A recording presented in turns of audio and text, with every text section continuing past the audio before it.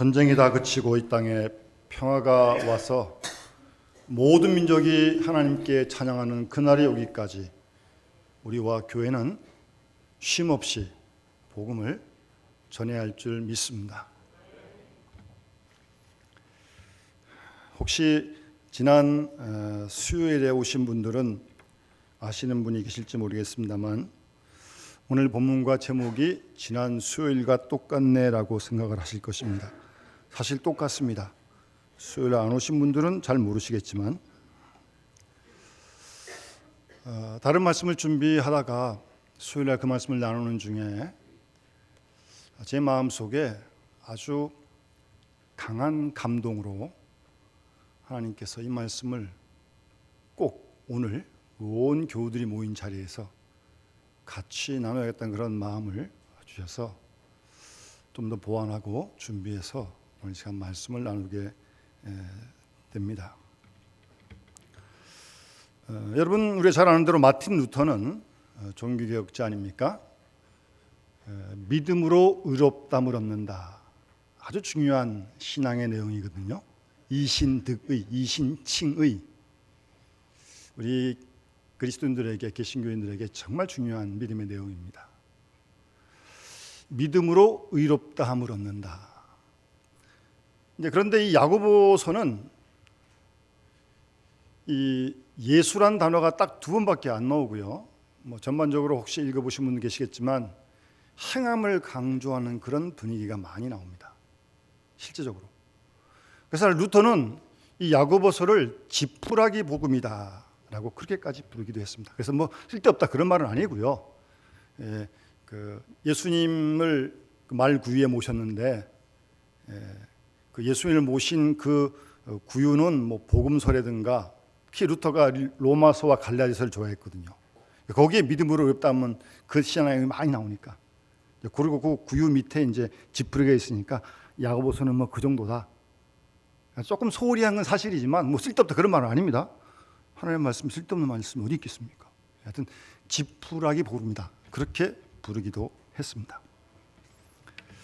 그런데 야고보서를 1장서부터 수요일날 우리 공부하고 있는데 전혀 야고보 사도가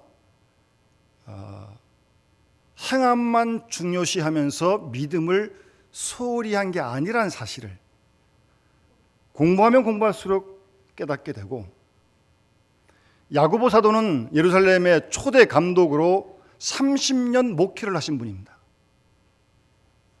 그분이 이 야고보서를 썼는데 이 야고보서는 공동서신이라고 해서 어떤 한 교회 한 곳에만 보내는 게 아니라 그 당시 서아시 흩어져 있는 여러 교회에 같이 보내는 편지였거든요. 짧은 5장 속에 얼마나 중요한 내용을 말씀하고 싶으셨겠어요. 그래서 이제 야고보 1장 보면 1장 1절서부터 시험에 대한 얘기가 나옵니다. 여러분 그리스도인이라면 언제 어디서나 시험을 다 당하는 거 아닙니까? 혹시 여러분 안 당하십니까? 저는 많이 당합니다. 심지어 교회에서도 당합니다. 교회가 천국이 아니니까요. 그 시험의 문제를 다루는 거예요. 누구나 다 예수님도 시험 당하셨는데? 두 번째 이어진 내용이 이제 시험을 만나거든 온전히 기쁘게 여기라고 말씀하시면서 기도에 관해서 말씀하십니다. 그러니까 그만큼 기도가 중요하다는 거죠. 또 기도해야 시험을 이길 수 있다는 거죠. 야고보서를 공부하면서 아주 엑기스와 같은 그런 내용을 짧게 잘 말씀하시고 계세요. 굉장히 깊이가 있고 여러 가지 많은 문제에 아주 중요한 본질적인 핵심을 다루는 읽으면 읽을수록 정말 마음에 계속 와닿아서 결단코 야고보가 행함은 물론 많이 말씀합니다만 읽어보시면 그렇다고 믿음을 무시한 게 아니라는 말씀입니다. 왜냐하면 야고보서 2장에 보면 야고보 사도는 믿음이 행함과 함께하고 행함으로 믿음이 온전하게 된다라고 말씀하십니다. 잘 들어보세요. 믿음이 행함과 함께하고 행함으로 인하여 믿음이 온전케 된다라고 말씀합니다. 그러면 사실 말씀이 뭐냐면 2장 맨 마지막 가면 영혼 없는 몸이 죽은 것 같이 행함이 없는 믿음은 죽은 것이다. 그렇게 말씀하시는 거예요. 믿음은 믿음이고 행함은 행함이에요? 교회에서는 천사 같은데 집에만 가면 영 이상해지고 어떻게 그럴 수가 있어요? 아주 중요한 말씀입니다. 믿음이 행함과 함께하는 겁니다. 온전한 믿음, 건강한 믿음은 언제나 행함과 함께하게 돼 있어요. 저는 그래서 안 좋아하는 말이 하나 있습니다. 뭐 예수 믿어도 본성은 안 변한다.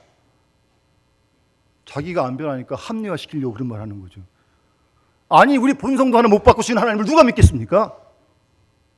자기가 잘못한 거지.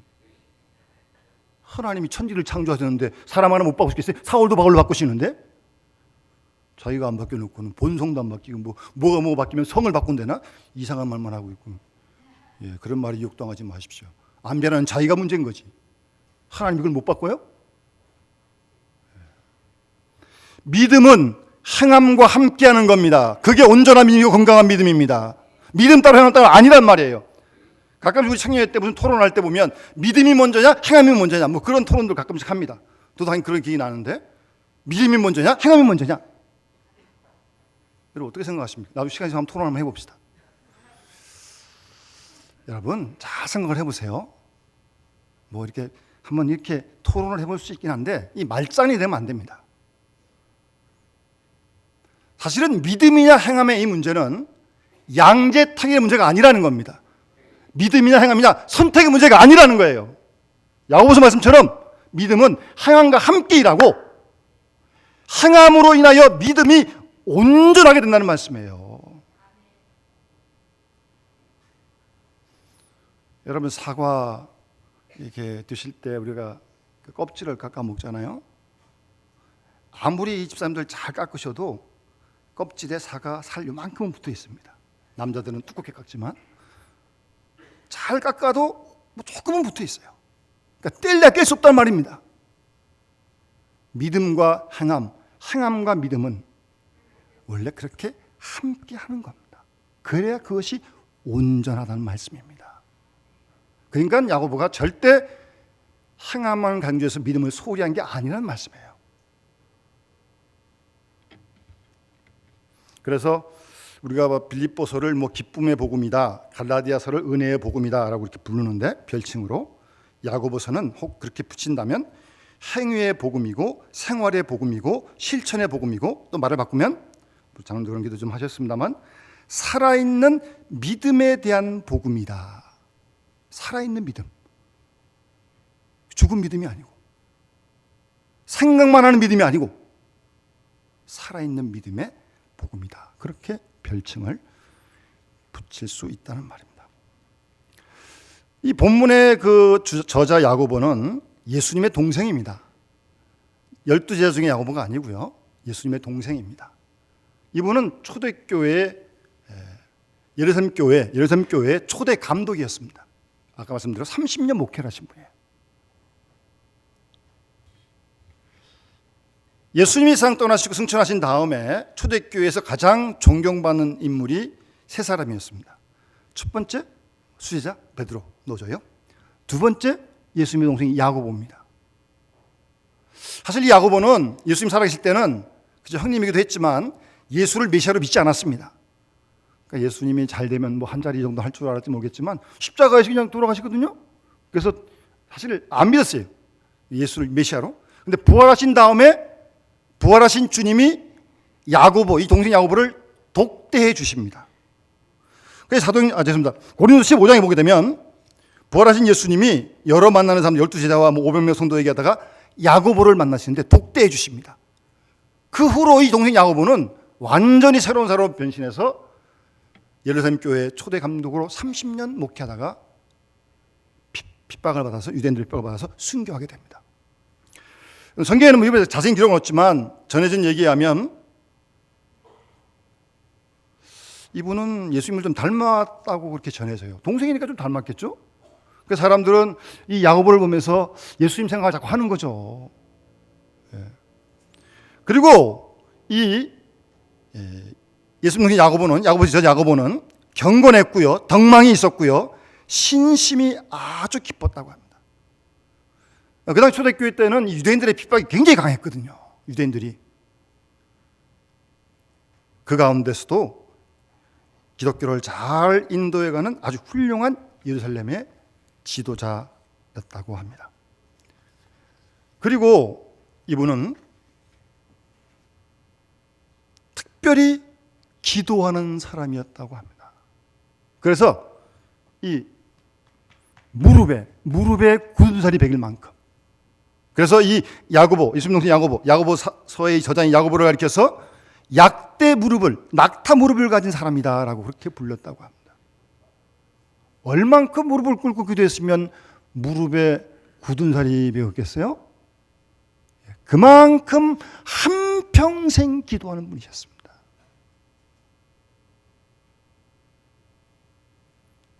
경건했고 검소했고, 그래서 많은 사람들에게 존경을 받다가 마지막에 순교하셨습니다.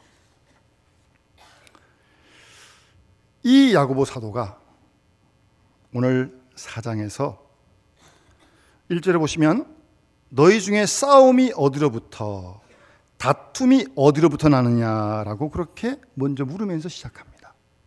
여기서 싸움이라고 하는 것은 헬라의 그 단어를 보면 보통 싸움이 아니고 전쟁과 같은 그런 싸움을 얘기하는 겁니다. 아주 집단적인 싸움을 얘기하는 거예요. 그리고 그 다음 나오는 다툼이라고 하는 헬라어의 단어는 분쟁이다, 그렇게 번역해 볼 수 있습니다. 그러니까 앞에 것이 집단적인 싸움이라면 두 번째 분쟁은 그저 개인적인 싸움. 공동번역 성경에 보면 이렇게 번역을 했습니다. 여러분은 무엇 때문에 서로 싸우고 무엇 때문에 분쟁을 일으킵니까? 라고 그렇게 질문하고 있는 겁니다. 그러니까 아마 2000년 전에도 싸우고 분쟁했던 게 분명합니다. 지금도 마찬가지지만. 네. 싸우고 분쟁한, 왜 싸우고 왜 분쟁하느냐? 그 원인이 뭐냐? 아주 중요한 핵심적인 질문 아닙니까? 여기 싸움, 분쟁, 하여튼 거기에 실패, 거기에 진 것을 가리켜서 실패라고 지금 제가 제목을 붙인 겁니다. 성공 실패보다도 이런 싸우고 분쟁하는 자체가 실패라는 거죠. 실패죠, 그건요. 하나님 보시기에. 그 원인이 어디 있냔 말입니다. 집단적인 싸움이건 개인적인 싸움이건 세상에는 싸움이 늘 많이 있습니다. 우선 개인적으로도 우리 속에 싸움이 있습니다. 여기 계신 분들은 다 오늘 승리하고 오신 거예요. 비도 왔는데, 날도 쌀쌀한데, 피곤한데 집에서 그냥 한번 자고 한 줄을 걸릴까 생각을 했는데 안 되지. 그러면 그런 분쟁 속에 자기 속에서 탁 뿌리치고, 여기 오신 분들 여기 다, 근데 지금 보니까 두 사람 많았어요. 보니까 두 사람이 졌어요. 실패했어요. 자기 속에서 분쟁이 생긴 거예요. 자기 속에서. 어떤 인도 철학자가 이렇게 얘기를 했습니다. 우리 마음속에는 흰개가 있고 검은개가 있다. 흰개가 이기면 영혼이 승리하고 기뻐하고, 검은개가 이기면 육체가 좋아한다. 우리 속에서 흰개와 검은개가 싸운다는 겁니다. 여러분 싸우신 적 없어요? 전 많이 싸웁니다. 내 속에서 흰개와 검은개가 싸워요.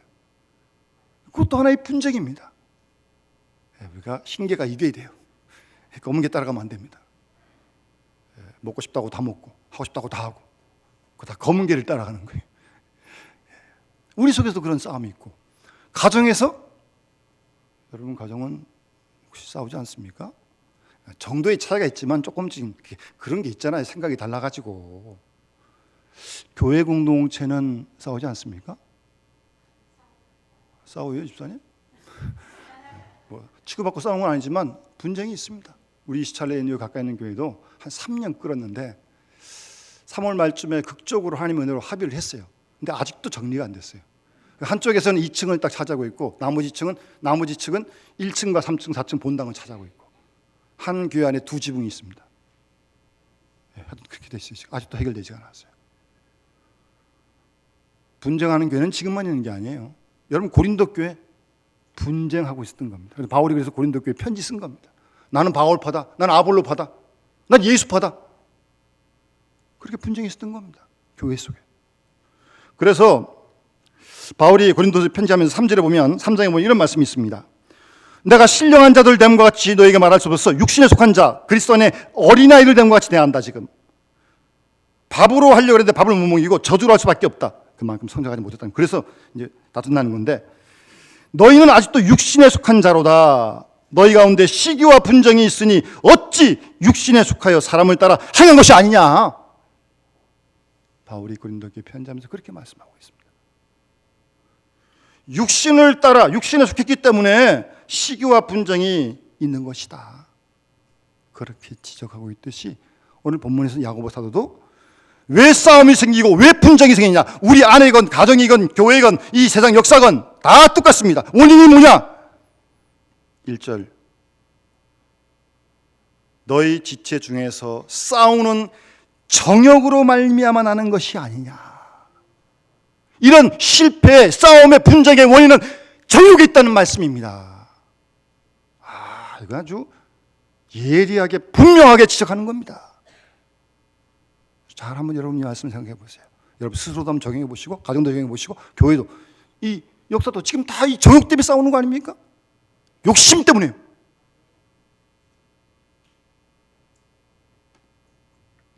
사실 이런 예들은 이 야고보 사도가 이 편지 앞에서도 다 이미 얘기했어요. 2장에 보면 옷 잘 차려입은 사람이 와요.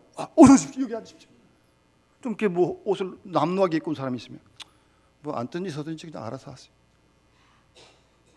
거기에 대해서 야고보 사도가 심하게 책망합니다. 차별하느냐 그렇게? 그러면 안 되잖아요. 그것도 실패한 거예요. 왜 그런지 모르겠지만 어쨌든 실패한 거예요. 그렇게 하면 안 되죠. 그리고 5장에도 보면 뭐 가진 자와 못 가진 자에 대한 다툼에 대해서 말씀하고 있고 또 1장 19절 21절에도 성내기를 더디하라 말씀하면서 사람이 성내는 것이 하나님의 의의를 이루지 못한 것이다. 그것도 실패했다는 겁니다. 왜 성을 내요? 하나님의 의의를 이루지 못하면 하나님 기뻐하시는 거 아닙니다. 혹시 정욕 때문에 그런 거 아니에요? 욕심 때문에 그런 거 아니에요?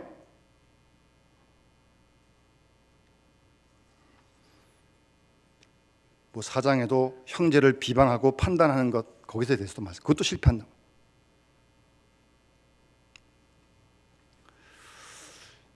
다투고 싸우고 분쟁하는 원인이 정욕에 있다. 욕심에 있다는 겁니다. 정욕이라는 게 무엇입니까? 육체적이고 세속적인 욕망입니다. 또 자기만 생각하는 마음이 정욕입니다. 남들 아랑곳 하잖아요. 공동체 생활을 하는데 그래서 어떻게 합니까? 그래서 되겠습니까? 여기 나밖에 없어요? 더 조심하고 더 많이 기도하고 나의 유익과 나의 평안과 나의 안일만을 생각하는 거 바로 그것이 정욕이에요. 꼭 뭐 유체적인 영역만 얘기하는 게 아닙니다. 그래서 이런 사람들은 하나님의 뜻이 어디인지 묻지 않습니다. 자기 뜻대로 하는 거죠. 그게 정욕입니다. 그게 육체를 따르는 거예요.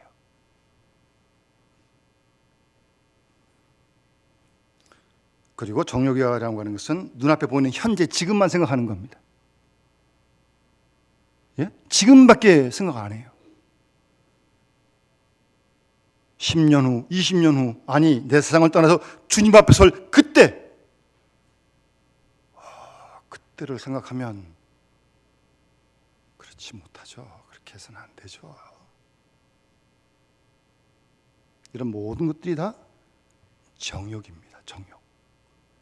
그것이 원인이란 말입니다. 모든 싸움과 분쟁, 실패의 원인이 바로 거기에 있다는 말입니다. 아주 예리하게 지적하고 있습니다. 그래서 이 말씀을 계속 묵상을 하다가 그럼 이 정욕을 어떻게 다스릴까? 여러분 우리가 지금 사수절 지나고 고난주간 지나고 부활주일 지나왔는데 우리가 그때 제일 많이 듣는 말씀이 뭐예요? 누구든지 날 따르거든 자기를 부인하고 자기 십자가 지고 나를 쫓으라는 말씀 아닙니까? 자기를 부인하고 자기를 부정하고. 그러니까 정욕으로 행한다고 하는 것은 결국 자기를 부인하고 자기를 부정하는 일에 실패한 거예요. 그러니까 자기 뜻대로, 자기 주장대로. 그렇지 않습니까? 사도 바울은 고린도서에서 나는 날마다 죽노라, 나는 날마다 죽노라 그랬습니다. 내가 날마다 그리스도와 함께 십자가에 못 박혔다고. 그러니까 매일 세례라는 용어를 루터도 썼어요. 매일 그리스도와 함께 죽고 매일 그리스도와 함께 사는 거예요. 교회에서만 그런 게 아니고 매일. 그래서 생각을 해보면 우리가 예수 믿고 구원받고 하나님 나라 가기까지 이 땅에 지금 이 기간은 결국 자기를 십자가에 못 박고 자기를 부인하고 자기를 부정하는 그 훈련을 연습하는 것이 바로 지금이에요.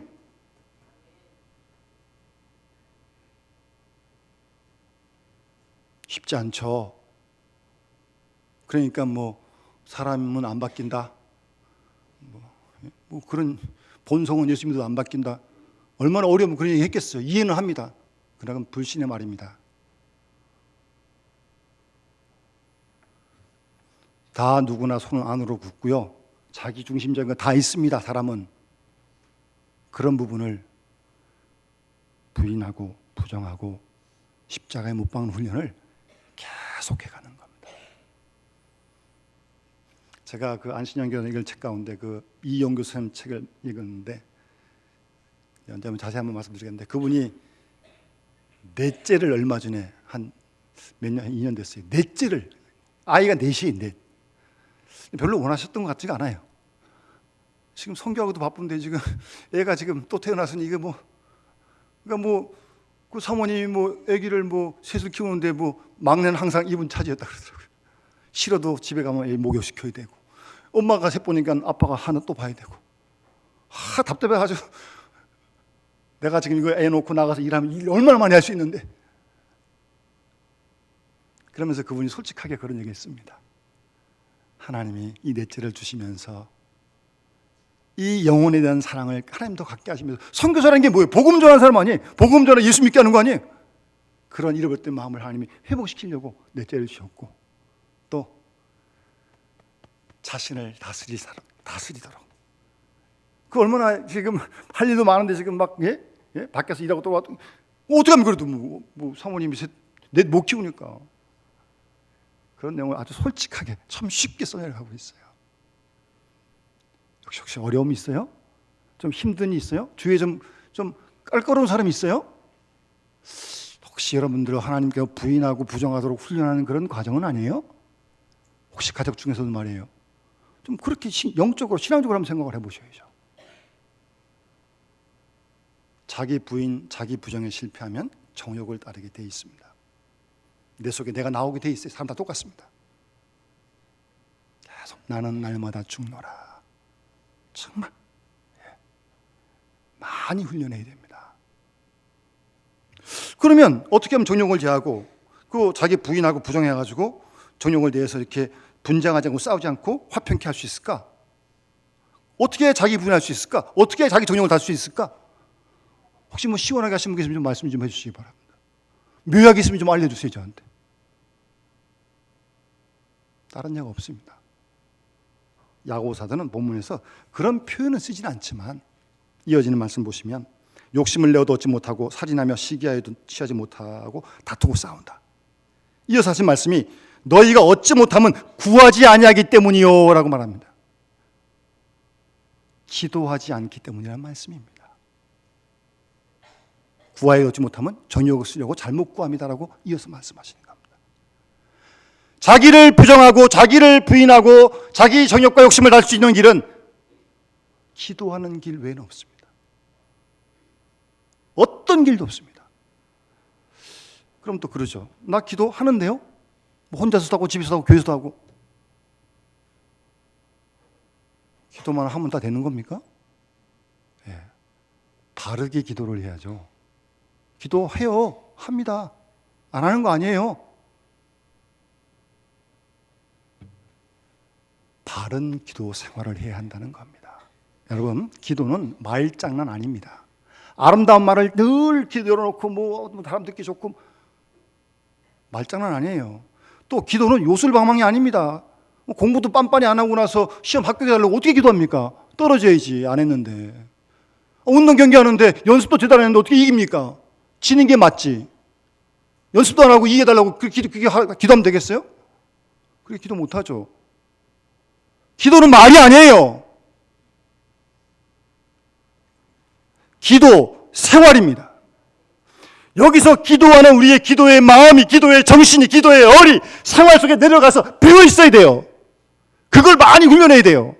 내가 하는 말, 내가 하는 행동 속에 기도의 정신과 기도의 마음과 기도의 얼이 배어 있어야 돼요. 기도는 기도고 생활은 생활인 거예요? 무슨 신앙생활이 그런 게 있어요? 예? 잘 생각을 해보세요. 우리가 신앙생활을 바르게 해야죠. 수십 년 하는데 그렇지 않습니까? 그래서 우리 기독교 역사에 이런 얘기가 내려옵니다. 성경에 없는 말씀이지만 우리 기독교 역사에 많은 분들이 그렇게 기도했고 했어요. 기도의 변화 없이 생활의 변화 없습니다. 그냥 마음에 담아두세요. 생각날 때가 있을 겁니다. 생활의 변화 없이 기도의 변화 없습니다. 잘 마음에 새겨두십시오. 그리고 그런 기도 생활을 하나님 나라 가실 때까지 훈련해야 되는 거예요. 한번 여기서 말한다고 기도가 다 끝난 게 아니라니까요. 그렇게 쉬운 거는 뭐 누가 걱정하겠습니까? 계속 내 생활 속에 기도의 기운이 배어있고 기도의 정신이, 기도의 마음이 최소한 하나님 앞에서 기도할 때 그 마음만큼이, 그 얼이 기도의 생활 속에 배어있을 수 있도록 많이 훈련해야 됩니다. 우리는 많은 시간 기도는 하지만 생활할 때 내가 하고 싶은 대로 할 때가 참 너무나 많습니다. 그러니까 기도는 기도이고 생활은 생활 따로 되는 겁니다. 그건 아니잖아요. 그래서는 안 되잖아요. 기도, 내용, 마음, 그 기운이 생활 속에 비어있을 수 있도록. 그래서 성경을 보면 기도에서 많은 말씀을 하시는데 한 몇 가지만 제가 정리해서 좀 나누고 같이 우리가 함께 기도를 했으면 좋겠습니다. 그러니까 표현상, 그냥 편의상 잘하는 기도와 잘못하는 기도, 그렇게 한번 나눠보겠습니다. 첫 번째 잘하는 기도는 하나님 중심의 기도가 되어야 합니다. 무슨 기도를 하든 하나님 중심의 기도가 되어야 합니다. 기도의 목적이 하나님께 있어야 하고 하나님의 영광을 위하여 기도해야 됩니다. 예. 그러니까 잘못하는 기도는 언제나 자기 중심의 기도입니다. 그런 기도는 정말 잘못하는 기도고, 그런 기도 생활은 계속해도 별로 발전이 없습니다. 언제나 나 먼저 생각하고 나 위주로 기도하고, 잘못하는 기도고요. 그 다음 잘하는 기도는요, 따라합시다. 하나님의 뜻을 묻는 기도이다. 그게 잘하는 기도입니다. 여러분, 하나님의 뜻을 물어보셨어요? 하나님의 뜻이 어디에 있습니까? 하나님, 제가 지금 이런 일 저런 일 좀 선택해야 되는데 하나님 어느 쪽을 선택해야 됩니까? 그렇게 물어보셨어요? 그렇게 묻는 기도를 해야 된다니까요. 그게 잘하는 기도라니까요. 물론 내가 원하는 것이 하나님 뜻에 맞으면 상관없어요. 다를 때도 있잖아요. 근데 늘 같은 게 아니잖아요. 하나님 아버지 뜻이 지금 여기서 어디에 있습니까? 그걸 물어봐야죠.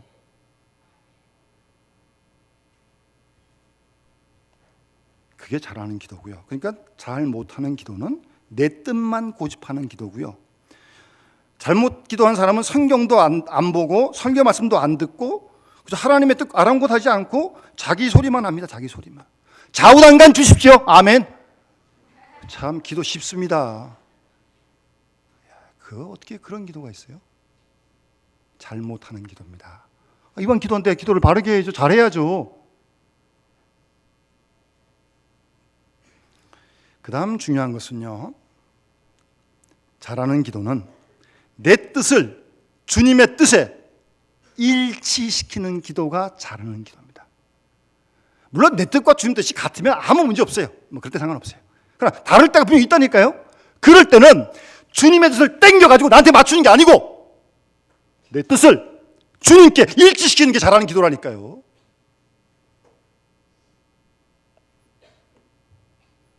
하나님, 제가 이렇게 하고 싶습니다.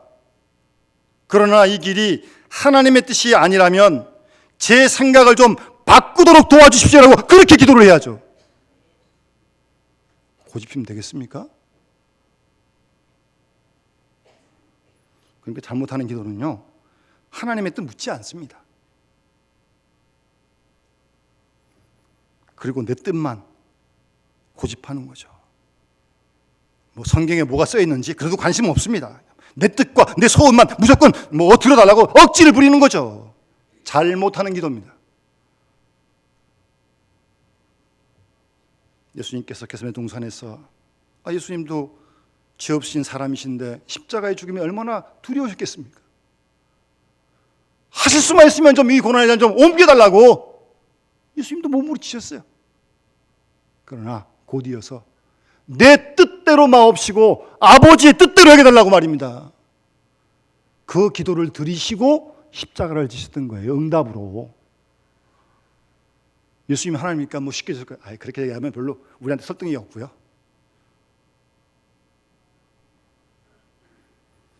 하나님의 뜻에 내 뜻을 일치시키는 기도를 훈련해야 됩니다. 그게 잘하는 기도. 그러니까 먼저 하나님의 뜻을 물어야죠. 알아야지 거기에 맞출 수 있으니까. 그 다음 한 번 더 따라합시다. 잘하는 기도는 기도하는 중에 자기를 계속 변화시킨다. 아멘. 제가 조금 전에 말씀드렸죠. 생활에 변화 없이 기도에 변화 없습니다. 말만 잘하는 게 기도를 잘하는 게 아니에요. 기도에 변화 없이 생활에 변화 없습니다. 자꾸 기도하고 진실되게 기도하다 보면 자꾸 내 속에서 변화가 일어나요. 변화가. 나도 모르게 하나님이 내 마음을 바꾸시는 겁니다. 그래서 처음에는 무조건 달라 그랬는데 좀 이렇게 베풀려는 마음을 하나님이 주시고, 또 누가 좀 미웠었는데 기도하다 보니까 사랑의 마음으로 마음이 바뀌고, 그런 변화가 일어나야죠. 하나님, 사랑의 하나님께 기도하는데 그 하나님 얼굴을 배웠는데,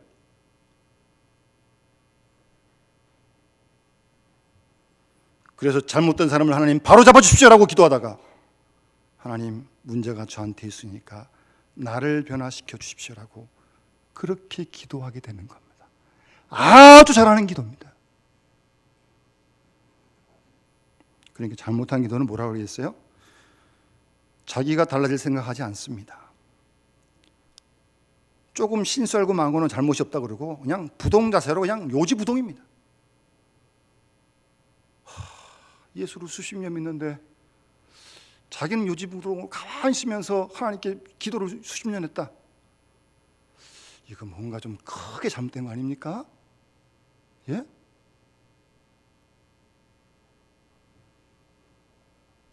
저는 잘못 안 했고, 남편이 잘못했고, 아내가 잘못했고, 딴 사람이 잘못했고, 세상이 변해야 되고, 언제나 그런 자세로 기도하는 겁니다. 아주 잘못된 기도입니다. 그리고 잘된 기도는요, 우리가 너무 잘 알고 있습니다. 기도가 하나님께 대화라는 것을. 여러분 정말 기도 시간에 대화하십니까? 영적인 대화를 하는 겁니다. 하나님께 내가 말씀드리고 나만 하나님께 말씀드립니까? 하나님 살아계신데, 날 사랑하시는데 나에게 하실 말씀 없으시겠어요? 더 많습니다. 그렇다면 나에게 말씀하신 하나님의 말씀을 들을 수 있어야죠. 그게 대화지. 무슨 자기 말만 하면 무슨 그게 대화입니까? 독백이고 넋두리고 푸념이죠. 그는 하나님 말씀하십시오. 제가 듣겠습니다. 겸허하게 듣겠습니다. 하나님. 그런 기도를 드려야죠. 그래야 대화가 되는 거 아닙니까? 한 10분 얘기했으면 또 최소한 5분이라도 뭘 들어야지. 뭐 자기 말만 다 하고 나서 그냥 아멘하고 나가버리면 뭐 무슨 그게 대화입니까? 무슨 그런 기도가 있습니까?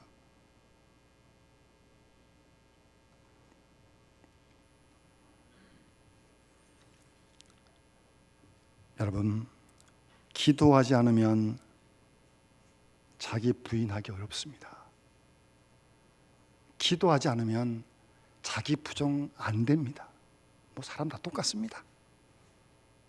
다 똑같습니다. 그래서 기도를 하고 무릎을 꿇는 겁니다. 하나님, 나 못합니다. 안 됩니다. 하나님이 좀 날 좀 하게 해달라고 말입니다. 나 못하니까요. 나 자신 없으니까요. 그럴 때 우리의 욕심을 하나님이 다스려 주십니다.